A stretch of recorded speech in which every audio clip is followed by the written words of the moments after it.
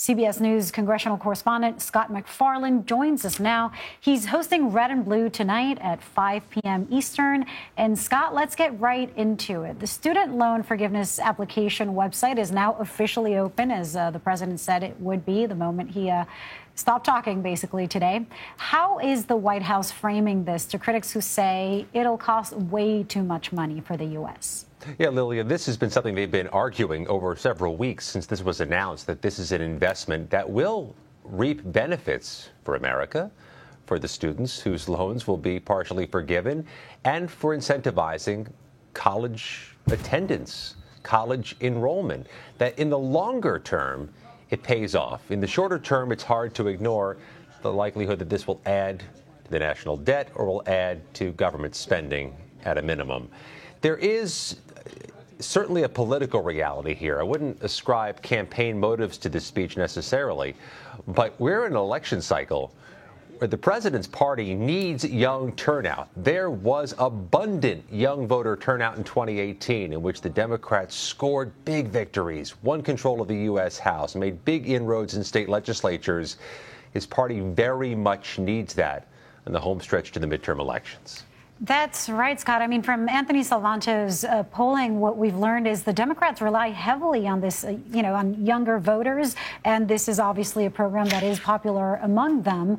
But the White House press secretary was asked why the president is not campaigning more. This is a kind of message that Democrats need to be spreading around. Is there a sense that the party will push the president to campaign more, or that the president could be perhaps a liability if he shows up too much along with candidates? Yeah, there's two things at play, I think, Lilia. Let me address the first issue. There are many political careers that have died when those politicians hooked their hopes and fates on young voters. It is an unpredictable, fickle group of voters that comes in waves and sometimes goes in waves.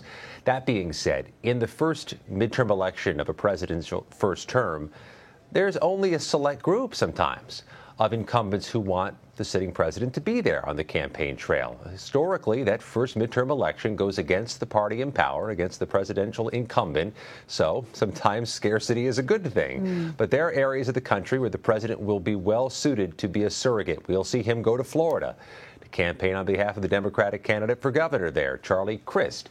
There'll be spots, but there'll also be spots where each party's nominee wants leaders in their party to stay away. There are Republicans who want former President Trump to steer clear. There are Democrats who no doubt want the current president to steer clear. That's just a normal rhythm and normal reality of a midterm election. And Scott, we're 22 days away from the election. There's a big debate tonight. What else can we expect on Red and Blue as you will host?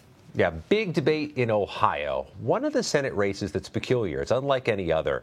Democrats are quite confident they have an overachieving candidate, perhaps one of their star candidates of this cycle, the man on the left, Tim Ryan, longtime Ohio U.S. House member, former congressional staffer, representing an area of Ohio that has gone hard red in recent years, the Youngstown area. On the right, J.D. Vance, the Republican nominee endorsed by Donald Trump.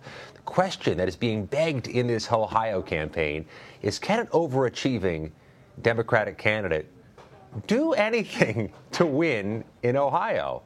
Is it even feasible? And if it's not feasible with Tim Ryan, is it feasible at all?